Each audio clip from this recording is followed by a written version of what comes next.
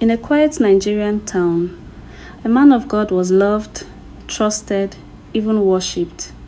But behind the altar, behind the smile, was a secret too dark for the pulpit. This is not just a story, it's a revelation. The story of Father John, the priest who turned his church into a scandal. Sit back, listen closely, and ask yourself, who really wears the cloth? The sun hung low in the sky as Father John arrived at St. Matthew's Catholic Church in Agbor. His presence alone commanded attention. Tall, fair-skinned, and strikingly handsome, he was unlike any priest the town had ever seen. Women whispered among themselves, their eyes trailing his every movement as he stepped out of the black sedan sent by the diocese. Even the men couldn't deny his charisma. Father John had been transferred from a larger parish in Lagos, though no one knew why. His sermons were captivating, his voice smooth like honey, and his charm undeniable. From the first Sunday he took the pulpit, the congregation was mesmerized. The women, young, old, married, and single, felt something stir in them.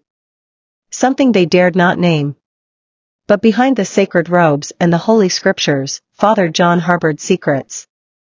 He had weaknesses, desires that festered beneath his righteous facade. And in this new town, far from the eyes that once watched him closely, he felt a dangerous freedom. Sister Agnes, a wealthy widow in her late 40s, was the first to take an interest in him. She had been lonely since her husband's passing, and Father John's presence filled a void she didn't know still existed.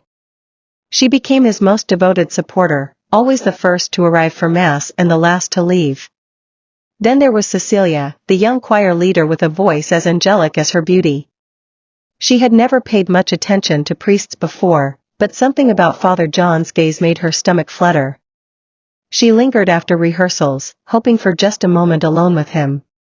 And there were others, Sister Amaka, a married woman whose husband barely noticed her anymore, young Veronica, barely out of secondary school, who blushed every time she saw him, and even some of the older nuns who found themselves drawn to his warmth. Father John saw it all. He recognized the longing in their eyes, the way they leaned in too closely when they spoke to him, the way their hands lingered when they greeted him. He knew temptation was creeping in, but he did not turn away. For now, he was still in control. But the fire he was playing with would soon grow into an inferno, consuming everything in its path. The confessional booth was dimly lit, the air thick with incense and secrets. Father John sat behind the wooden screen, listening as the parishioners poured out their sins.